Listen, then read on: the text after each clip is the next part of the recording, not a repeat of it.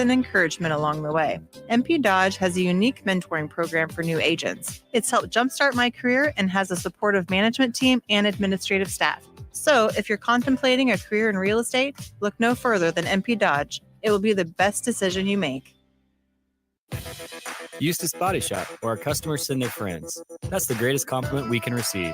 If you've been in an accident, we'll get you back in your vehicle as quickly as possible. Our technicians care about you and your family and repair your vehicle to factory standards. We handle your claim from start to finish and provide a free loaner car. Stop by for a free estimate. Eustace Body Shop, just south of 88th and Highway 2. The most recommended Eustace Body Shop. That's who we are. Rain, snow, or shine, John Henry's is here to keep your home's plumbing systems working properly no matter what kind of weather Nebraska throws at us. From unclogging toilets and drains to installing new water heaters and water treatment systems, John Henry's is your plumbing expert in the Lincoln and Omaha communities. Visit us at calljh.com or call John Henry's. 435-5555. John Henry's Plumbing, Heating and Air, and Electrical. Buckle up and hang on. This is going to be a good one. The fans of Kansas Speedway know how to have a good time. One that celebrates fantastic finishes and family-friendly facilities. Trading paint. We got feuding and tailgating tradition. Burnouts, beer, and barbecue. Oh, it'll for sure be a good time, and you are all invited. NASCAR weekend at Kansas Speedway, May 4th and 5th. Get your tickets now at kansasspeedway.com. 93.7 The Ticket, Fox, KFXL weather. Sponsored by John Henry's Plumbing, Heating, and Air Conditioning. Your Lincoln forecast for today, expecting lots of sunshine, but it will be windy. We'll see an afternoon high around 63. Tonight, clear skies and a continued breeze with a low around 36. And tomorrow, we'll see lots of sunshine with lighter winds in the forecast and an afternoon high around 72. Meteorologist Kyle Huck bringing 93.7 The Ticket and theticketfm.com. Hi, this is State Senator Carolyn Bosden. As a state senator, wife, and mom, I believe Lincoln is a great place to work and raise a family. My husband Reggie and I are local family business owners and actively involved in our community. Last year, I voted for the largest property tax relief package in Nebraska history. Property tax relief is important to every family, and I will continue to deliver more property tax relief to working families. This is Carolyn Bosden, and I am asking for your vote on May 14th. Paid for by Bosden for Legislature. Shopping for new flooring is different today. Getting your questions answered, making the right selection, getting the best value, and installed quickly and professionally. Visit ostreetcarpet.com or shop our store. We'll answer all your questions and help you make the right choice. You'll be enjoying your new floor in just days for less than you'd pay elsewhere. Carpet, vinyl, wood, laminate, tile, and area rugs. We've got it all. O Street Carpet. 1732 O Street. Family owned and operated. Always the best value. Hi, Sean Callahan here of HuskerOnline.com, inviting you to join us here on 93.7 The Ticket. Every Saturday morning now in our new time, we're on from 8 to 9 with the weekly Husker Online radio show. We'll give you the latest in recruiting. We'll talk about what's going on with both football, basketball, and we'll probably share a few stories from the inside. It's every Saturday morning right here on 93.7 The Ticket. It's the Husker Online radio show from 8 to 9 a.m. Happy hour. I want to talk about the Masters menu. Breakfast. Masters blend fresh brewed coffee, a chicken biscuit, a breakfast sandwich. So that's breakfast. Sandwiches, egg salad sandwich, pimento cheese sandwich, a pork barbecue sandwich. If you have like a loose 20 in your pocket and you go to PBA for a basketball game, you're getting French fries and water. Like that's it. So if you have $68, you can buy one of everything on the menu. $68 gets you one of everything on this Masters concession menu. On 93.7 The Ticket and theticketfm.com. This is Lincoln's home for sports talk on the FM dial. Also online at theticketfm.com. On the internet. KNTK FM Firth, 93.7 The Ticket. Coming at you live from the heart of Lincoln, America. This is the Don't Punt Hour with former Nebraska receiver. Throwing over the middle, completes the pass. He's got speed to the end zone. Touchdown. 45 yards. And return specialist. This time he beats the kicker in one more. Des Moines Pierson-El. Not only does the sideline have confidence in Pierson-El, but Pierson-El has confidence in Pierson-El. On 93.7 The Ticket and theticketfm.com.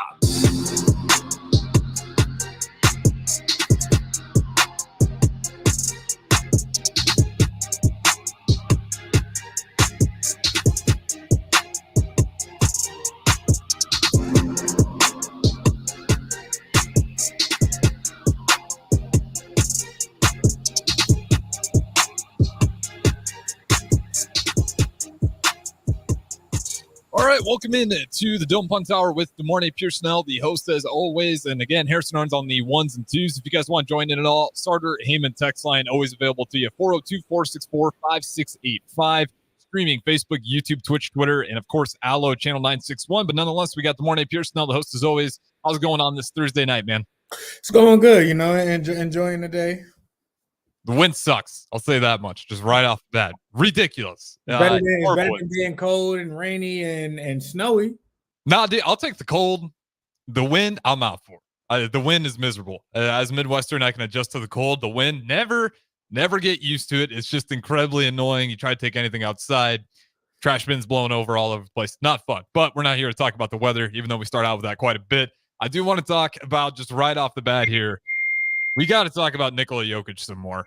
This guy, I don't know if you're not watching the NBA and you haven't caught a glimpse of this guy playing yet, like, it is must-watch TV. What he is doing is just downright embarrassing at times to opposing players. Who would you say is the best rim protector in the NBA today? Des Moines Pierson-El.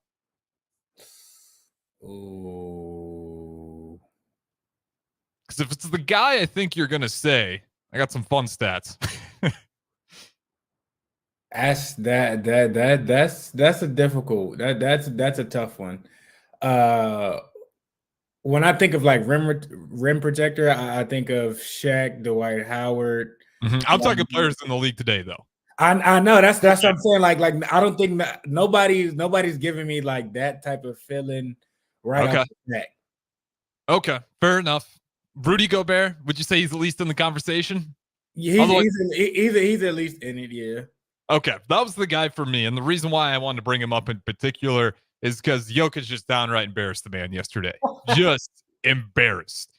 Timberwolves, great team. That's a team there. If you were taking preseason odds, you probably made yourself quite a bit of money if you're just going regular season record. The Timberwolves have been on fire. They've definitely figured it out. Anthony Edwards, I don't know what he is yet, but he's something. I have no idea what his ceiling is, but he's proven a lot. But Jokic last night, 38 minutes of play, 41 points, 16 for 20, only missed 4 shots, 2 for 2 from 3, 11 rebounds, 7 assists, 3 steals. What do you say to the opposing person that's guarding him? Like what's the maybe next time? Like you got it, it's okay. Like what do you say in those moments? Like what everybody knows, like, it's your fault. Like, is it that's just him. Like what do you say? Better luck next time. I think that's really what you're down with. I mean, he is to the point to where his ability to read the court, and you give Aaron Gordon a lot of credit for figuring out this is how I'm going to play with Jokic. But he's got that like walking sky hook shot that can be a shot or a lob all at the same time. And I think advanced shooting numbers got that, like, just not, in the block, but just inside the free throw line. He's about 70% shooter with that little walking, running hook, whatever you want to call it. So you're worried about that going in. You're worried about the lob from Gordon coming over, a perfect kick out. Like, I have never seen a player that, you just be honest, that looks like he doesn't really, quote unquote, belong right away. You look at the athleticism, it's a lumbering giant out there. I don't know what to compare him to. I've never seen a player like that. Like, I'm already he can play 1 through 5, and he changes the game inside or outside. It doesn't matter. Can you compare him to any great players of the past? I'm trying to, like, Wilt maybe with the passing, but like Wilt was not that good at reading the court. Different game. The postman maybe.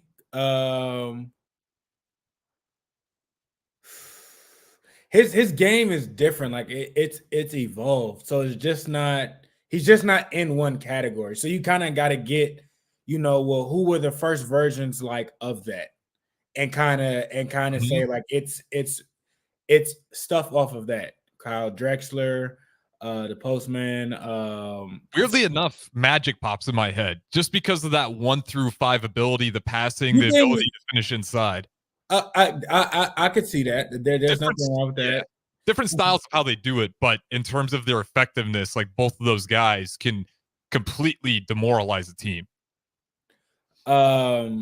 Agreed. It's you can't put him necessarily in a category. Like he's in a category of his own. Like that's just like what it is. Like I think he'll be one of those people to where when it's all said and done, mentioning the names of Michael Jordan, Bill Russell, his name is gonna be, up there just because of what he was able to do and affect the game in a different way. You can't quite put your finger on it, and unless like he just doesn't want to play or is having a night off, he's a bucket. And he does his part on defense as well. Like he's not lazy. Yeah, that's the thing. Like you look at the blocking numbers, and it's not bad for a guy that I think most people would say isn't the most athletic big out there. He gets it done. It's just the positioning and his basketball IQ. I know it's a pretty broad subject, but if you watch him, like I said, you know what I'm talking about. The guy just sees the game almost in the same wavelength as LeBron. If it's been a joy to hear. I don't know if you ever listened to JJ Redick's podcast, but he had LeBron, and they were just trying to break down Jokic's game and the absolute nightmare and problem it is on defense because he reads you so well on what you want to do. And, he's got one ring. I think let me double check here. Yeah, 29 years old. His style of play can work for a while yet for him, though. Yes. So one ring right now. I'm going to guess that he gets 2 this year. I'm still hard-pressed to believe anybody's going to stop him. I thought maybe Rudy Gobert and the Timberwolves. That's why I want to start off with that. Nope, not a chance. 41 points on incredible shooting. 2 for 2 from 3. I mean, if he wins a ring here, how many rings does he have to get, if you're counting rings, to get into that conversation of one of the greatest centers of all time? Because I think, greatness comes quicker than you think, and he has been on a tear. I think 3 to 4 would definitely stamp of approval. He's already knocking at the door, just from what he's been able to do and whatnot. How he's been able to create and bring his teammates along and helping them rise and whatnot. So he's already right there, but he's done it in a different way that you can't say that any other center, the names that you will put before him, have done it. Honestly, what other center can pull the 5 out of the middle of the floor anywhere around on the floor and knock down a 3? There might be some 5s that can bring up the ball up the court and everything like that might go full court, but still, like what he's done, it's crazy to look at it. So I think he's right there. I think if he gets, like I said, 3 or 4, he's in that conversation as long as his stats continue to meet the requirements of what it is and whatnot. Yeah, it's just incredible. I mean, he's got, the 3-point shooting of like a Karl Anthony Towns. Karl Anthony Towns still a better 3-point shooter, but Jokic not far behind. He can hit the open corner 3. He can hit the contested 3. He can hit the pull-up 3. It doesn't matter. Like he can hit the shot. Like he's not. That's not one person that you want to leave open regardless. Like if it's whatever the look is, like he can make his own shot, and that's the crazy part. Yeah, and it's just incredibly frustrating. It's one of those where, like you said, you're guarding him. It's like, what do you even tell the guy sometimes? Like, he's just going to get his, and no one's been able to nullify it. And I know I've been kind of banging on the desk about that all season long, but I'm glad to see here as we're getting towards the regular season. I'm glad he's healthy and that we continue to watch him. But, still a whole nother regular season in, and nobody has the answer still. Not a single team has figured out a way to nullify him, even in the slightest. So I got Nuggets going all the way again. These way too early. NBA playoff. Who do you think is a nightmare matchup for him? Like who do you think gives him a problem on the defensive end? I thought it was Rudy Gobert, and I was wrong. I would say a healthy Anthony Davis for sure. I think he can give him a run for his money. Probably the closest for sure. Just because, but in those NBA finals, I was impressed by it, and it certainly made it a closer game. The problem is Anthony Davis got his still, despite, Jokic having the better night. Anthony Davis was still having pretty great games in those NBA playoffs last year, but it was just Jokic had some ridiculous shot always at the end to just flip it right to the Nuggets' favor at the very few final minutes of the game. It's a player that really slows him down defensively. It just feels like there's nobody. I'd have to argue like your best chance is the Clippers, not because Zubac is a fantastic defender, but you have the help of Kawhi Leonard. That's what I was saying. That was another name. That was another name I was thinking of. Like, I think that's part of the way to do it. I mean, do you have to? I know it's like, especially NBA, you don't really want to double team on anybody, but especially with Jokic, that's the other nightmare with him. You want to double him. Good luck. He's going to find it immediately. I'll ask you the question, and if you get it right, the NBA will be calling you soon. How do you slow this guy down? You have to find something that makes him uncomfortable. I think you have to be active a lot. Not to say that teams aren't and whatnot, but you can't let him see and develop things. You kind of gotta rush him. Yes. Like you can't let him slow ball play it, let it see it coming and everything like that. Make speed up the game with him. Make him okay. If you're gonna make a decision, make it quick. Like it still might be the right decision, but sometimes you miss, sometimes you won't. I think you kind of gotta pressure him a little bit. And the thing about it is, but he's so not interested by certain things, like that might not even throw him off. But I'd rather, at least try that necessarily than slow ball and he gets comfortable and then he gets into his game and everything. No. I'm gonna put the pressure on you. Regardless, find your high energy two guys or whatever. From the moment he's on the court, you are by his hip. Mm-hmm. Full court. He gets nothing necessarily easy. I don't care, if the first guy that's guarding him fouls out or whatever. You tire him out. But the thing about that is he doesn't seem to get tired. So there could be a combinations of things, but that's something difficult. That is a tall challenge to stop. It's no correct way. Yeah, I was agreed with you. I thought it's like, man, you just got to try to wear him out, and that's what impressed me so much last year in those NBA playoffs. He brought the ball up over and over and over again. Still played 40 plus, or not 40 plus. This is usually about 38 to 40, and the guy wasn't tired. At the end of the games, he was still like we talked about the Lakers. I think that's just the best series because let's be honest, they kind of mopped the floor with just about everybody else until that game, and then they got lucky drawing a Miami Heat team that was in the playoff for the actual finals. But the guy just wasn't getting tired. And he wasn't short-arming shots at the end of the games, despite the high minutes, despite Anthony Davis playing, I thought, really well. Just what are you going to do against greatness like that? There's just not a lot of good answers. And the mentality, I don't know if it's just because he's got his mind on Serbia and his horses back home that it just doesn't faze him. He's like, this isn't even an all-in for me with this NBA league. But it's just in a guy that has the mentality of like not a Kobe, but in the way that you can't get under his skin, not necessarily the competitiveness, but I'm not going to let you get under my skin.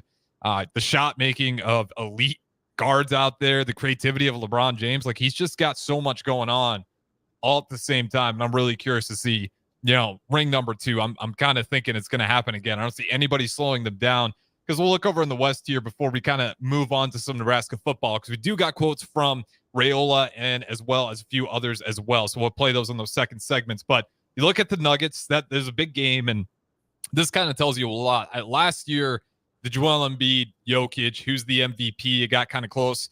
The Nuggets had that 1 seed pretty much sealed up, and his game fell off a little bit, and I think people were giving him a little bit discredit. That's why the Timberwolves game last night mattered, because when it really matters, Jokic comes out to play. When he comes out to play, he embarrasses, in my opinion, one of the best rim protectors in the league. So the Timberwolves fall to 2, 55-25. Nuggets got that locked up at 1, 56-24. Thunder, 55-25. And we'll spend some time on the Thunder because this is another time. Chet Holmgren, young squad. Obviously, Josh Giddey on that squad as well. SGA, Shai Gilgeous-Alexander, really having a great season. Young team. What is the odds of this team actually breaking through and not just making the playoffs, having meaningful playoff runs, winning 1 series, maybe even 2? And if you're really buying into it, I don't know how the matchup works out, but beating the Nuggets. Can you still see me? Yeah, I can see you. You're frozen though. You got your lips pursed. It is. I don't know what it is. What it is. I think they can make it to the second round. After that, I think that's when, experience and everything like that comes in. Fatigueness will set in and everything like that. I don't think this is their year to really, pop or really make that run. But in the next 2 years, I think as they gain more experience with stuff and whatnot, or depending, how early, they meet one of these, experienced teams, whether that's, the Lakers, whether if that's Golden State or whatnot. I don't think that'll still be, because they're the number 3 seed in the West, I think. Which is the Timberwolves or Thunder's 3? The Thunder, yeah. 3. So I think it'll be good experience for them. I don't think their run will be really, really deep. And out of the two young teams between the Timberwolves and OKC, honestly, the Timberwolves make me more nervous than that. They're not as young. They have, a lot more players that have been around in the league a little bit more. They just, they push things and they control the game a little bit more to their liking than OKC. So I think that kind of gives them the edge in the long run. You might can see, the Timberwolves goes to the Western Conference Final. Like I wouldn't be shocked if they do. And what's the name gets knocked out. The OKC gets knocked out the round before Eastern Conference. I mean, the Western Conference Final. So that's what I'm thinking. Yeah, there's a chance for it. I will say this: like when I look at the Timberwolves, Anthony Edwards does scare me the same way Jimmy Butler does, to where it's something where I'm not sure if I can necessarily count this guy out. He's just got elite. I don't want to say like the swagger, but it pays off for him. Like when he is checked into those games, his numbers back it up. His dunks, I'll tell you what, he gets the fire going right away. If you want a fan base to get into a game, Anthony Edwards can do that for you in a hurry. He's been incredibly impressive. I do think, though, just a little too early when you're comparing greatness like that. I'm just so bought in to Nikola Jokic and what he's been able to do. I'm just hard pressed to see any team really try to break those guys down. And we didn't even mention Jamal Murray. Yeah, but Jamal Murray has time and time again, when he's healthy. I think it's another thing people forget about with this Nuggets team. Jamal Murray and Jokic, when Jokic had that really good playoff run, he didn't have Jamal Murray with him. And that's why they fell short. And then as he got healthy, now you're seeing you also got a guy in Murray who, out of all the guards, we feel like, as much as people like Drew Holiday and what he's been, he's one of those guards that's fallen short a lot. He's got a nice contract. Oh, yeah. Extended that for the Boston Celtics, and if any of you guys missed that, he'll be sitting good for a while there. And luckily, that's a team that doesn't need his offense. But for a while there, Drew Holiday on the Pelicans, he was so good in the regular season. They'd get to postseason, and he just wouldn't show up. And you could say that about a ton of guards in the NBA as that defense really ratchets up. The greatest of the greats. You think of a guy like James Harden, the playoff woes he's had. Chris Paul, he's had some serious playoff woes. Jamal Murray hasn't been that. When he's been into the playoffs with that healthy Nuggets team, those guys look like the best two-man game that I've probably seen in the past. Well, really, since I've been watching basketball. Otherwise, to be fair, LeBron, Kyrie probably takes number one throne in that. You can argue Steph. You would take LeBron and Kyrie over LeBron and D Wade.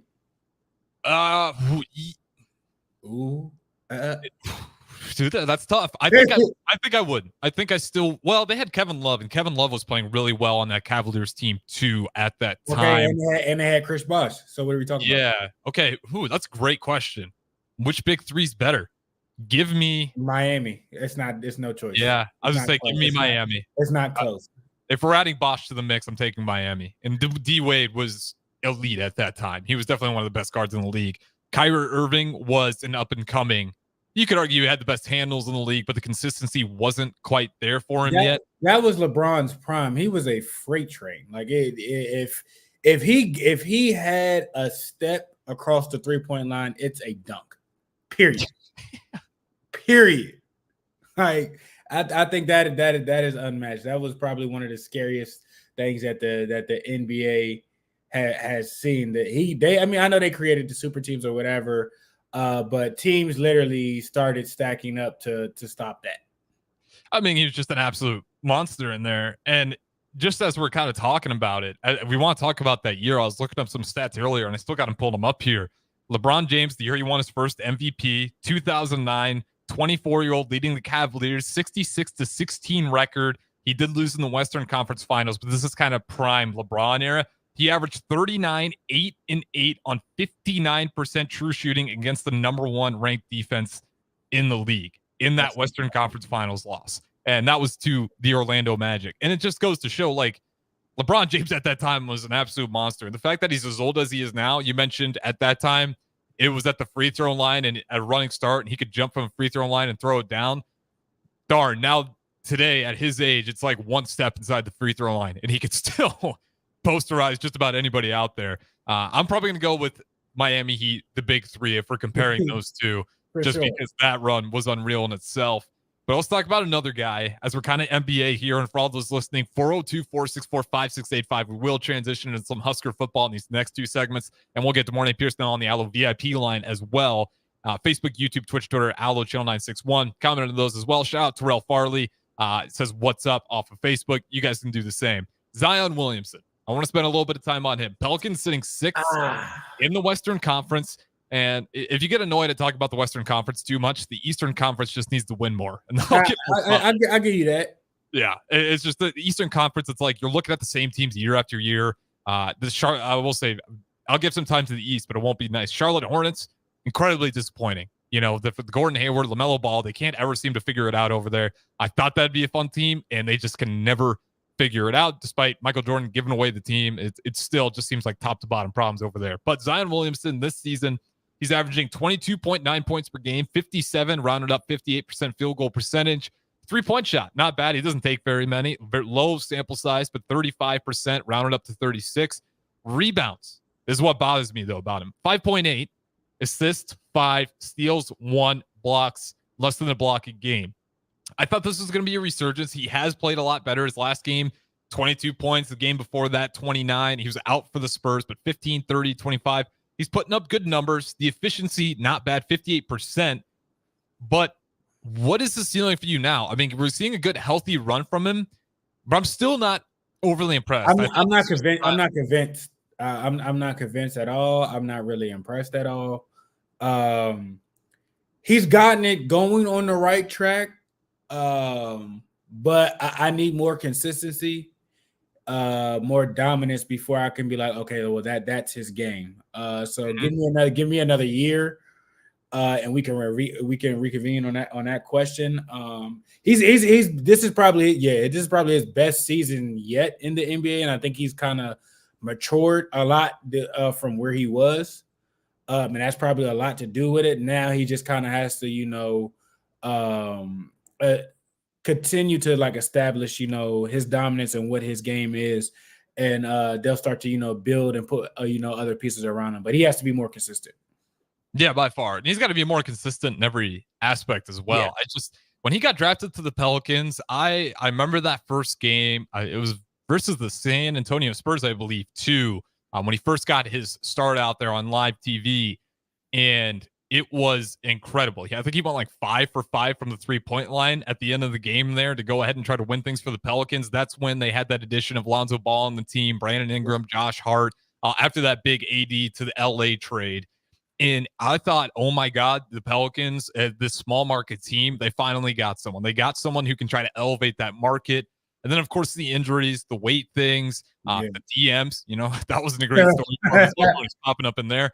And I don't know, is it wrong to say that the Pelicans almost babied him, for a lack of better terms? There's so many rumors about him not necessarily working with the Pelican staff, working with his own trainers. And then everyone is saying he's out of shape, out of weight. He's not taking it seriously. And the Pelicans just look so scared to mess it up that they weren't really pushing him at all either. Do you think this was a Pelicans organization with David Griffin at the time just not taking care of it and not putting the pressure needed on him?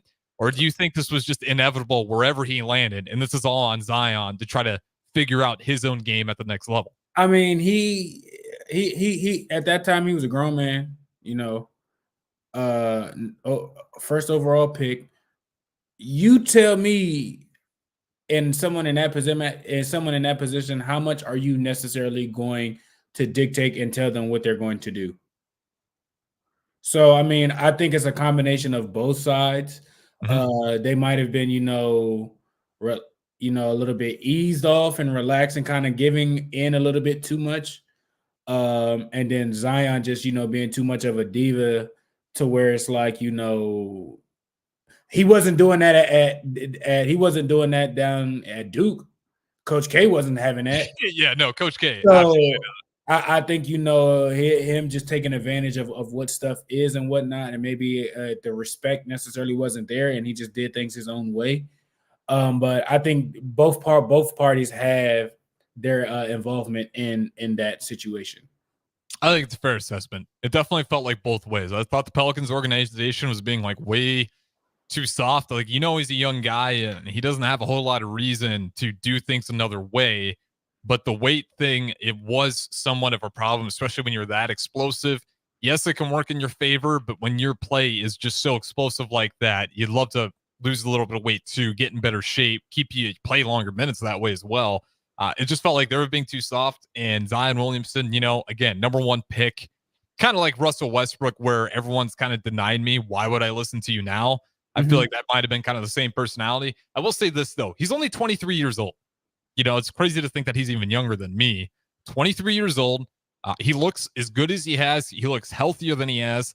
This isn't a bad season by any means. I don't want to bash on him. Like, this is a good season for him. It's not quite what we thought we were going to get, but he's still young. Does this guy have the caliber still at some point in the future, as he kind of gets closer to his prime, or maybe even sooner than that, to get an MVP? I mean, the Jordan deals, the Mountain Dew, all the deals he was getting early on was kind of pointing like, this is the future of the league. It hasn't been anything close to that, but he's only 23 and he's still got time. Do you see that in the future? MVP, I think is a long shot.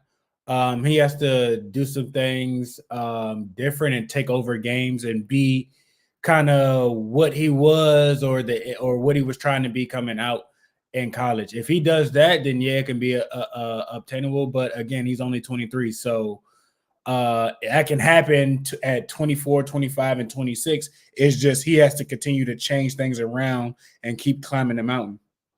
Absolutely. With that being said, we're already up to our first break here. This is the Don't Punt Hour. We got DeMornay Pierson-El, the host as always, streaming in. He'll be on the Allo VIP line on the next two segments. Don't go anywhere. We'll be back in just a little bit. It's officially one of the greatest weeks of the year on the sports calendar, Masters Week. Book your tee time today with friends, family, or coworkers at Double Eagle Golf inside the Kinetic Sports Complex on West O Street. Doors open at 10 a.m. from Thursday to Sunday, and they'll have food directly from Augusta National, like pimento cheese sandwiches, Georgia pecan caramel popcorn, and lots more. Plus specialty drinks to get you in the mood for the greatest golf tournament in the world. Book a bay today at doubleeagle.golf. You're spending $300 a month. Binge drinking is the most common form of excessive drinking, which costs the United States more than $191 billion each year. By drinking less, you will save $300 a month. If you or a loved one is looking for help, find a treatment facility near you at findtreatment.gov. For immediate support, call, text, or chat 988. Brought to you by Nebraska DHHS in partnership with SAMHSA. This is former Husker and NFL linebacker Jay Foreman. For years, I've suffered from degenerative problems in both of my ankles, but thanks to a thorough and thought-out plan provided by Advanced Medical Imaging, I was able to get my life back with the least amount of pain as possible. While working through multiple options, the team of physicians at Advanced Medical Imaging were there to answer any questions I had. If you're experiencing any pain at all and want to get your life back, go to amimaging.com or give them a call at 402-484-6677. Advanced Medical Imaging, located at 7601 Pioneers Boulevard.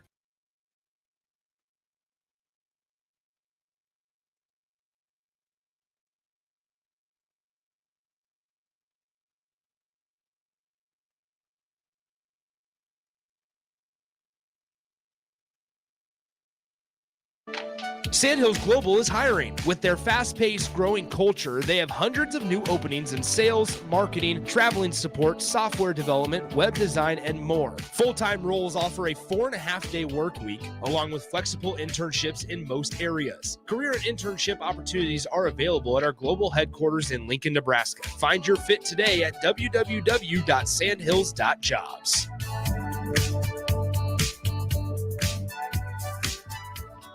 If you're a homeowner or a business owner, you have a lot of projects, and no one has an unlimited budget or time. Sunbelt Rentals makes all jobs less stressful with no need to purchase large equipment or hire a crew. You can do it yourself with rentals and everything from aerators and power rakes for spring yard work to stump grinders, concrete mixers, tile saws, and more. Check out their inventory in Lincoln, north of Cornhusker Highway on 56th Street, or online at sunbeltrentals.com.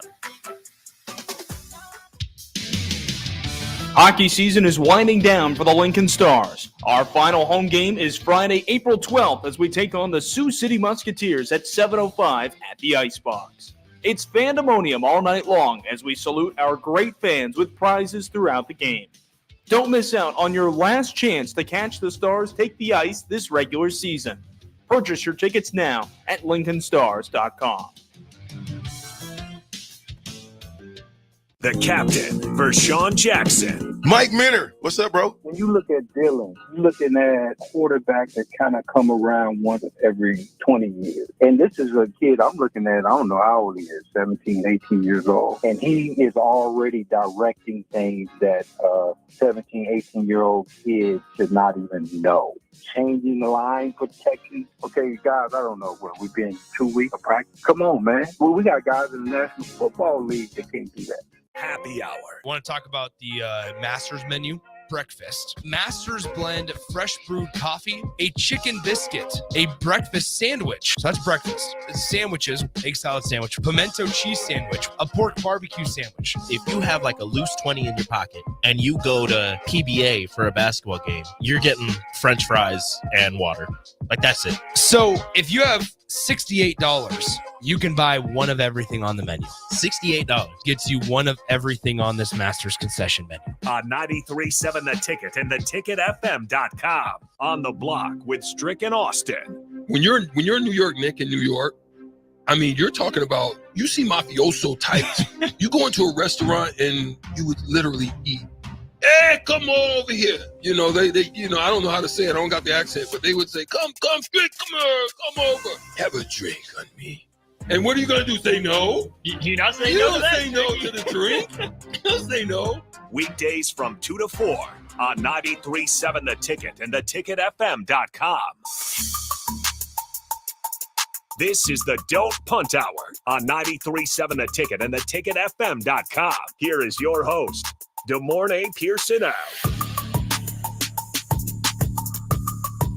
All right, welcome back into the Don't Punt Hour. I'm Harrison Arns on the ones and twos, as always, starting at 6 o'clock for ticket weeknights. And if you guys want to join in, start our Hammond text line, 402-464-5685. We're going to be talking some Nebraska football here, and I'd love to get your guys' opinions on it. Facebook, YouTube, Twitch, Twitter, Allo, Channel 961. You can do that as well. You want to put a face to the voice. But nonetheless, we got DeMornay Pierson-El on the Allo VIP line. And once again, really understand the importance of exceptional service with a local heart. But with that being said, I want to dive into Nebraska football on just a few things here. And we're just going to go ahead and with a higher and lower in terms of national rankings on kind of where would see this team going. Higher being bad, lower being good, especially as we go through some of these numbers here. You'll know what I mean. Higher, bad, lower, good. We'll start off because we're going to be talking the offensive line in particular. Sacks allowed per game. Last season, Nebraska, not great. 83rd national rank, 11th in the Big Ten. Only 14 teams in the Big Ten, at least there was last season. So you're sitting there at the very bottom of the poll. Sacks allowed. We're going to have some quotes from Rail later. DeMornay Pierson-El, is this a number that you see improvement in, or do you think it gets worse? Or if it does get better, how much better? I think that number will be lower. Again, you had a young offensive line last year. A new coach and everything like that. Year two in a system. Year two with working with guys off season and whatnot and everything like that. I think things will get better. You got guys that will be bigger, faster, stronger. 1 year of college experience under their belt. So I think that number goes down, and it'll be good for us. I think so too. I think this is going to be a fun exercise. This is going to test how much do we drink the Kool-Aid here, because you look at all these numbers, and it's hard pressed to say we're going to be worse in a lot of them. Just not great on the offensive end, and this will kind of tie into the offensive line as well. Fumbles lost, national rank. You can imagine this one, not great. 124 nationally, 14 dead last in the Big Ten last season. Do we stay the same or does it get better? I think we get better. We know what our trouble woes was last year, 3 turnovers a game, averaging. I think that average comes down significantly. So turnovers are a part of the game. Turnovers are going to happen. I just don't think they'll be as bad as they were last year. Yeah, I'd be amazed if you said higher, just because, well, you're maxed out in the Big Ten. You can't get worse there nationally. You're only competing with a few other teams. And if you watch the full season last season, there was so much chaos in it that it didn't really matter what quarterback we had in there at times. That was the weirdest part. We're going to go from quarterback to quarterback to quarterback, and all of them have the same problems, accuracy problems, fumbling issues. It just almost looked like a head case out there. And Heinrich Harburg did try to get it on a positive note there, but he was playing a position that he didn't look entirely comfortable yet, certainly with kind of reading the defense, and tough spot for him. I'm not trying to bag on him. I thought he did a good job kind of being thrust into that position out of necessity, but definitely lower. If we're higher than that again, I'm just going to start believing we're cursed. A few more stats to go through here. These are the ugly ones because some of these were kind of right in the middle of the road here, but we're going to go with this one. Interceptions. Not technically the worst, but we're not far from it either. 2023, 89 nationally ranked, Big Ten rank 11 once again. But you got you got 2 freshman QBs and Heinrich Harburg in that room as well. So this is a number where you could argue it might stay the same or be higher just because of the growing pains.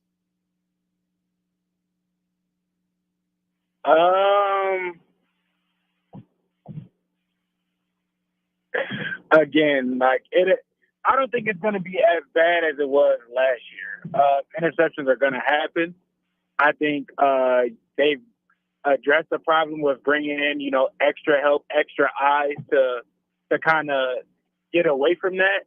But the 2 quarterbacks that you brought in this year don't have any of the problems that the quarterbacks that you had last year. The only thing is they're just inexperienced. So I think interceptions will happen, especially early on and whatnot. But I don't think it'll be where they were last year, to where, again, 2 interceptions a game, sometimes 3 interceptions a game. So I think that number comes down a little. Yeah, I think it goes down to, just for the sake of, if we can get one quarterback in there and it's his job and, knock on wood, no injuries, just someone who consistently be in that position and be the leader. And there might be growing pains early, but if they can, they're called growing pains for a reason, grow out of it as the season goes on, I think that number definitely goes down lower. Let's talk about some good. There was some good last season, but there's some bad tied with it, which is interesting. And I'd love to hear your explanation as to how it's even possible. Maybe it just makes you predictable. But rushing offense, 20th nationally. That was a huge highlight for Nebraska football last year. We could run the ball at a really effective rate. 2nd in the Big Ten. You look at time of possession, it helps that we could run the ball really well. 40 nationally ranked, 6 in the Big Ten. So again, time of possession, good. Rushing offense, absolutely fantastic. But then you get to the red zone offense efficiency. And this is I could never put my finger down. 123rd nationally, dead last in the Big Ten. For his team that ran the ball as good as they did, that not dominated, but pretty damn near close to dominating time of possession, they still couldn't find a way through the red zone, despite having the 2nd best run game in the Big Ten. Is this, get fixed going forward here? Was it just simply for the fact that passing, we were so limited, it was easy to load the box? What was going on last year to where, despite us running the ball all the way down the field, we get to the red zone and we immediately get stopped? Teams knew, what our strengths and weaknesses were. So definitely, they added extra, security blankets to reassure that if we did get down there and things did happen a certain way or whatnot, it wouldn't be, on the ground and whatnot. Throw that in with a young, inexperienced offensive line. I think going forward, next year that will be a question mark that will be answered better. Also to where you have guys that can run it themselves and throw it.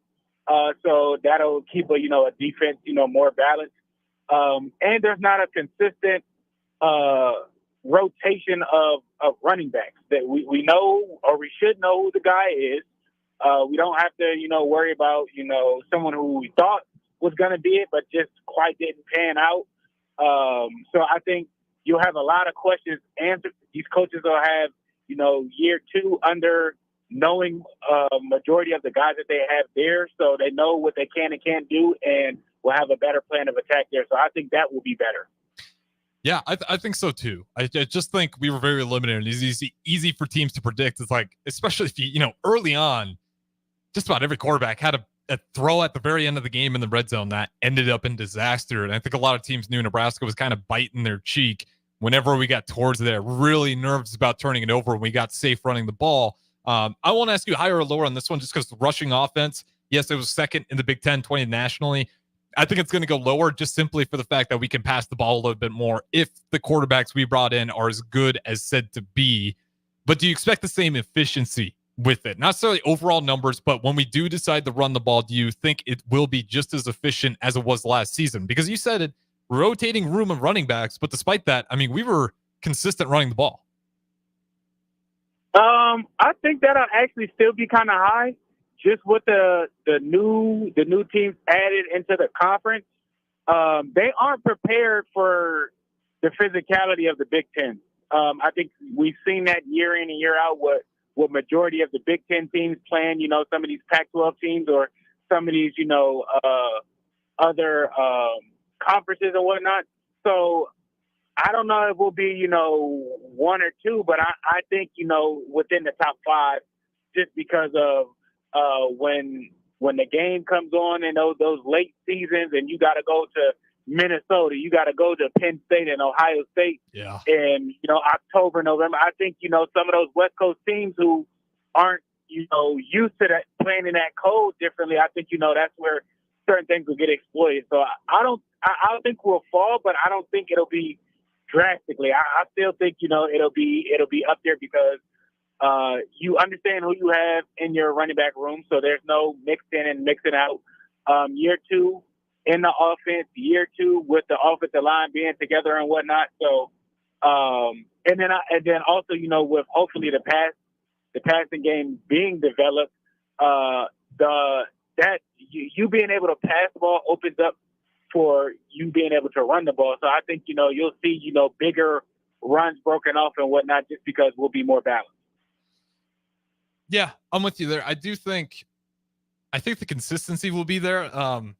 Real quick, you did bring up a good point, and I want to talk about this. And then we'll play a quote from Rail, coach, offensive line coach Rail. But before we get there, out of those teams they talked about transferring to the Big Ten, which one do you think has the hardest problems, the biggest growth period, and trying to get over that learning curve? I'm going to put UCLA out right away, just simply for the fact that the program has been really up and down.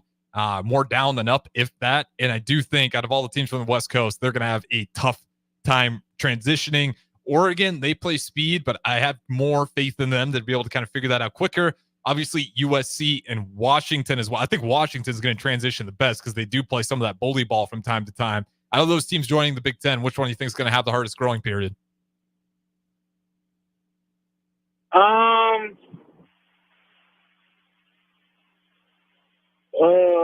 I would say it's between, honestly, I would say UCLA and SC. Just because we've seen you, first off, Lincoln Riley, we've seen, him be on teams and him being up on a Georgia Bulldog team and with, Baker Mayfield and still coming back to losing it. Yeah. So we've seen, some of these Pac-12 teams be up, early on, some of these teams, up 21 points. We played Oregon twice. Oregon jumped out on us both times, but when it came down to it and slowing the game down and, being more physical and, actually like laying in and weighing on them, that takes a lot of toll and it takes, the speed off of things. So honestly, I think it's going to be SC and UCLA. I think the team that'll hang in there or, adjust the best will probably be Washington because that's kind of Washington's style. And that's always kind of been their style. So that's nothing new that they haven't seen. Yeah, that's a good point with USC. For as good as their offense was, that defense was frustrating to watch if you were a USC fan. Caleb Williams, you had, the greatest quarterback, arguably, in the country of that class, and you would score and score and score. But defensively, they couldn't get stops, and it was incredibly frustrating. That's how you lose big games. They could not get stops. So I do think USC, UCLA, I'm still going UCLA, going to have the hardest just because offensively, they don't even have the talent to kind of match some of those other teams out there. But it's going to be fun to watch. And, for once, I think it's going to be nice to kind of see some other teams join the Big Ten, as Nebraska has really been struggling there for a long time. But year 2 under Matt Rule, maybe some things to smile about. We have to go to break, though. We got one more segment on the other side here, and we got some Rayola quotes to kind of wrap things up. So don't go anywhere. This is the Don't Punt Hour. We got DeMornay Pierson-El on the Allo VIP line. We'll talk to you guys in just a little bit. Ironhide Construction is hiring. They're looking for hardworking, self-motivated individuals who are team players. Ironhide Construction has openings for an experienced project manager, estimator, apprentice, skilled laborer, and erector or installer. They will train the right people and make sure you understand the position and requirements. At Ironhide Construction, it's own it, be honest, and do it right. Apply today and learn more about their other benefits at ironhideconstruction.com, where they're committed to you every step of the way. The need in our community, if you just look at the numbers, it's frightening. We're serving over 1,000 kids every day. With the passion of our people, I really feel like our potential to be of even greater service to kids and families who are struggling is just unlimited. But in order to have the greatest impact, we need all the help we can get from the community. At Doane University, we build leaders, and that means your success and achievements come first. At Doane University, your future is uniquely yours, and our world-class liberal arts education is just the beginning.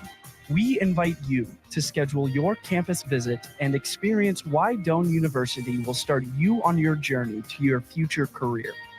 Learn more by scheduling your personal campus visit today at doane.edu/visit. See you soon. This is former Husker and NFL linebacker Jay Foreman. For years, I've suffered from degenerative problems in both of my ankles, but thanks to a thorough and thought-out plan provided by Advanced Medical Imaging, I was able to get my life back with the least amount of pain as possible. While working through multiple options, the team of physicians at Advanced Medical Imaging were there to answer any questions I had. If you're experiencing any pain at all and want to get your life back, go to amimaging.com or give them a call at 402-484-6677. Advanced Medical Imaging, located at 7601 Pioneers Boulevard. Hey, Nebraska! Register today for the 40th Annual Cornhusker State Games, taking place July 11th through the 21st in Lincoln, Omaha, and other Nebraska communities. The Cornhusker State Games features 70 sports for athletes of all ages and abilities. Price increases are approaching, so register early and save. For details, go to cornhuskerstategames.com. Advocating for physicians in the health of all Nebraskans, Nebraska Medical Association, a proud platinum partner of the Cornhusker State Games.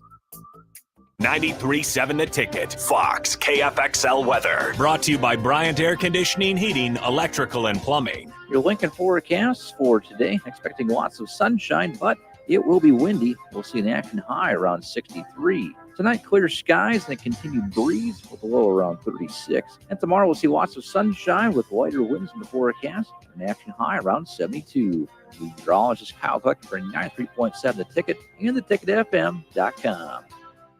The dangers of secondhand smoke are well known. But what about secondhand aerosol, which is created when using e-cigarettes? Science already shows a secondhand aerosol can contain nicotine, heavy metals, and cancer-causing agents. Eliminating exposure to secondhand aerosol is an important step to keeping everyone safe.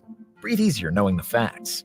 For help quitting, call the Nebraska Tobacco Quit Line, 1-800-QUIT-NOW, 1-800-784-8669. Paid for by Tobacco Free Nebraska. Aired with the Nebraska Broadcasters Association and this station. If you're a homeowner or a business owner, you have a lot of projects, and no one has an unlimited budget or time.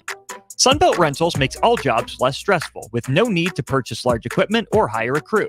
You can do it yourself with rentals and everything from aerators and power rakes for spring yard work to stump grinders, concrete mixers, tile saws, and more. Check out their inventory in Lincoln, north of Cornhusker Highway on 56th Street, or online at sunbeltrentals.com. Spring is a time of new beginnings and trying new things. If you haven't tried Furious Cheese Spread yet, the time is now. For parties for St. Patrick's Day and Easter, or celebrating the NCAA tournament with friends, there's no better dip to bring everyone together and celebrate something from Nebraska. Get to your local grocery store today and load up on Furious Cheese Spread. No event or party is complete without it on your table.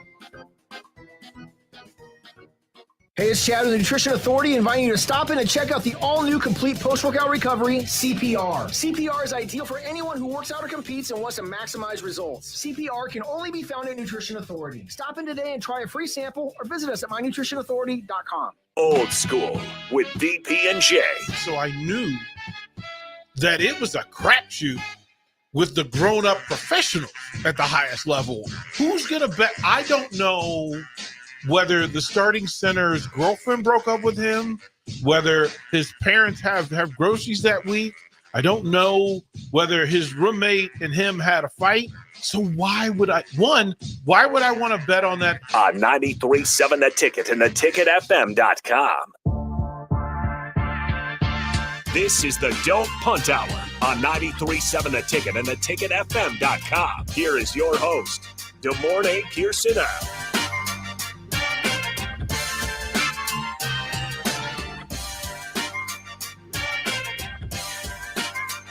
All right, welcome back into the Don't Punt Hour with the host, as always, DeMornay Pierson-El on the Allo VIP line. Harrison's on the 1s and 2s back to the 1040 Ticket Studios. And if you guys want to join in, last-second comments, 402-464-5685. And you got Bryce chiming in here. Not a bad point, as we're talking about which teams transferring over to the Big Ten are going to have the hardest time adjusting. I thought Washington would adjust pretty well. He says Washington lost almost everyone. You're not wrong in that. They even lost their AD. Shout out to Troy Dannon down here in Nebraska now. But I do think systemically that is a team that has an identity that should match the Big Ten regardless. That's why I think they'll have the easiest transition. But I did promise some quotes here from the offensive line coach Raiola. And this is just kind of talking about Dylan Raiola, you know, how often he talks about the protection. We were kind of going through at the beginning of the segment some of the ugly numbers on the offensive side.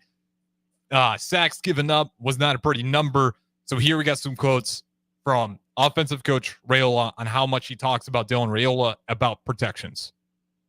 Whenever we can, you know, that's the only thing that I really know that I can help him with. So, you know, if he has questions, he'll ask, you know, and any of those quarterbacks, we'll talk protections with him and help him out in that way. So, and DeMornay Pierson, I know it's a short segment or a short audio clip there, but I think it is important to ask because especially with the running backs, that's incredibly important for those running backs to be able to pick up protections on the fly, especially for a freshman quarterback coming in. Is that a worry for you at all on his ability to read the protections, have running backs alongside him that are aware where that blitz is coming, where that linebacker is coming from?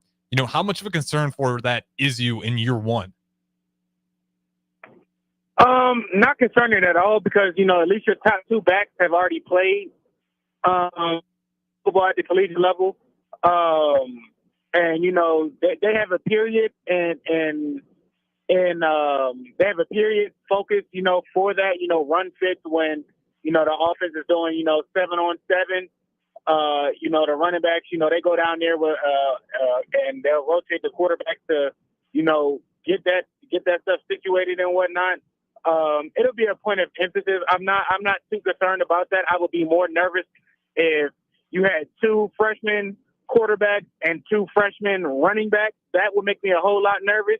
But at least you got, you know, somebody you got two dudes that have played at the collegiate level. One dude that's already been in his system that can kind of help out stuff and everything like that, to where he can, you know, ask questions and get things answered, or you know, make correction of things and whatnot. So I mean, it helps. Yeah, I'm with you there. And we got one more clip to play here before we get out of here. It definitely helps. And shout out to Kalen and Real both being down here. I mean, Kalen's still going to have to go back and walk graduation down at his high school. He's technically still a high school kid. So I think for those guys being here already, definitely helps a lot for those guys to figure out the game speed at the college level. And again, you got some running backs in there, and those guys, I don't think, get enough credit, especially last season. I thought they did a good job kind of picking up a lot of that protection, especially since injuries on the offensive line. Obviously, a lot of them poor timing, close together. I thought the running backs did a good job. So that should be a good year in those freshman years for quarterbacks. as kind of where those protections are coming from. But let's play a clip here because he's going to have some help on that offensive line here. Rayola, benefits of returning Ben Scott and Bryce Benhart. Yeah, absolutely. The communication piece, understanding how we teach them to see the game and then taking it upon themselves, right? Obviously the center for us, we put a lot on their plate. They're the quarterback of the offensive line, and then Bryce, everything slows down every day. It slows down for him, and the technique is improving each day with them. Obviously Ben coming from somewhere else and Bryce having different techniques when I first got here, and it takes time. The way we do things, and it's kind of unconventional. So you see improvements with that every day. I thought it was a good point there. He's going to be year 3 down here, and the offensive line, and I'll die on this hill, they got so much slack, but if you look at their history, a new coach, how can you expect consistency when you got a new offensive line coach, what feels like every second, third year? You're not going to get good development. You're not going to get consistency. There's not going to be that systemic growth because you're changing the framework every time. How big is it not only to have Bryce Benhart, Ben Scott coming back, but also third year of Rayola? It's huge. That's been, the most consistency that they have had. You got guys that have, been here for a while that have grown and finally get to a place to where they feel comfortable. And that's what college football is about. How can you develop these kids, get them to get their best, out of themselves and putting their best foot forward. So, I'm not mad at the kids for, some of these kids maybe not panning out or struggling this and that because they had to teach their own stuff. Like they might have learned, something for half a year or whatnot, but then somebody else just leaves and that's taught wrong. We're doing it this way. So you learning how to walk all over again. So it's definitely, refreshing. It's definitely good for, two freshman quarterbacks to have that level of guys, on the offensive line, and then the offensive line coach that has been here for a little bit. So I definitely it'd be beneficial for everybody.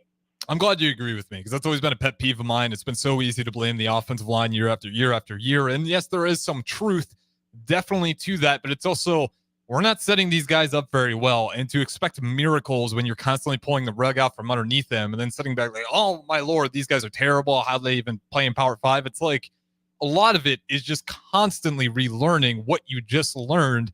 And if anybody's had to go through that, even in the classroom, you can tell you it's very counterintuitive. So if it happens again this year, it's not great. I will heed those arguments. I'll listen to them. But I do think this is a good opportunity for that offensive line group to really prove themselves and take steps forward. It's got to be continuous growth, but I'm a lot more optimistic about it than in years past. With that being said, though, we're going to go ahead and wrap up Don't Punt Hour. Shout out to the morning Pierson-El for joining me as always on the LVIP line. Good morning. Appreciate the time. I will talk to you next week.